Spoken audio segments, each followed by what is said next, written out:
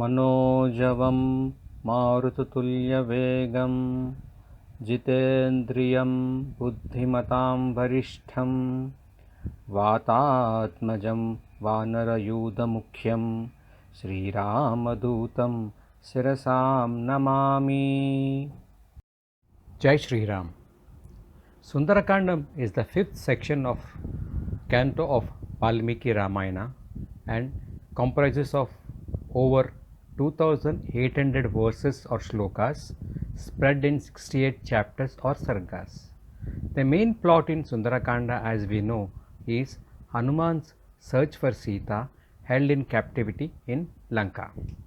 Interestingly, Sundarakanda is the only sarga of Valmiki Ramayana in which the central character is not Sri Rama, but it is our beloved and most revered Hanumanji.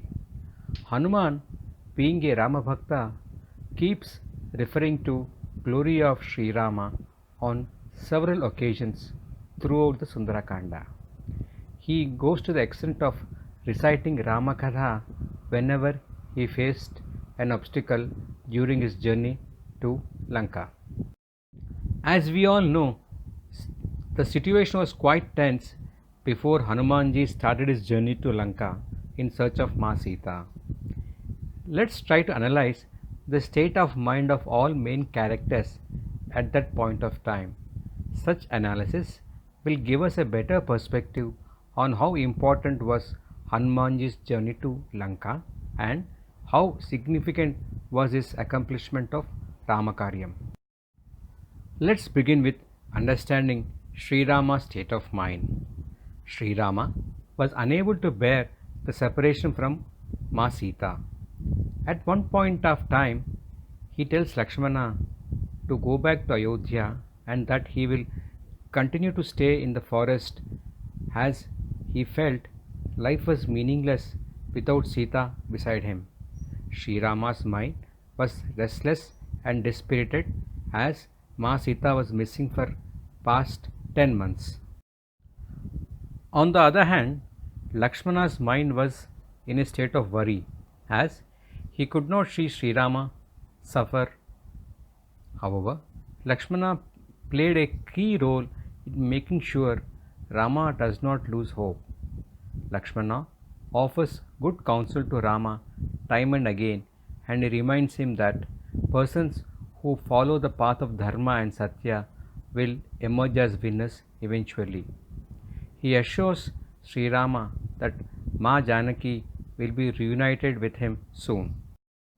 Now, let's talk about Sugriva. As we all know, Sugriva became the king of Vanaras only because Sri Rama killed mighty Vali. Sugriva promised Sri Rama that his army of Vanaras will search the whereabouts of Ma Sita. Although Sugriva sent his army to every corner of the world, all of them returned back to Kishkinda empty-handed. However, the team of Vanaras, consisting of Angada, Jambavan, Hanuman, among others, had not yet returned and their whereabouts were unknown to Sugriva. So, Sugriva's mind was anxious since he was waiting for the last team to return to the base with the good news. Let's take a long jump northwards and go to Ayodhya, where Bharata was ruling the kingdom as a proxy to Prabhu Sri Rama from a village called Nandigrama. Bharata did not step into Ayodhya and he took a vow that he will remain in Nandigrama until Sri Rama, Sita and Lakshmana return from the forests. Bharata was ruling the country as a proxy to Sri Rama and his mind was in a state of excitement as the 14 years tenure of Vanavas was completing in a few months' time. Let's now cross the ocean and make a quick visit to Lanka to understand the state of mind of Ma Sita. Compared to various characters we already discussed, Ma Sita was in most helpless state. She had been held in captivity in Ashokavana under a tree for nearly 10 months, surrounded by evil guards whose physical appearance could give nightmares to even the brave and the mighty. She had no one to talk to, no one to share her grief. Adding to her vows, every morning Ravana makes unrelenting efforts to convince Janaki Ma to stray from path of dharma. He boasts of his strength and valor and speaks very lowly of Rama and Lakshmana, calling them as mere humans who were powerless and helpless.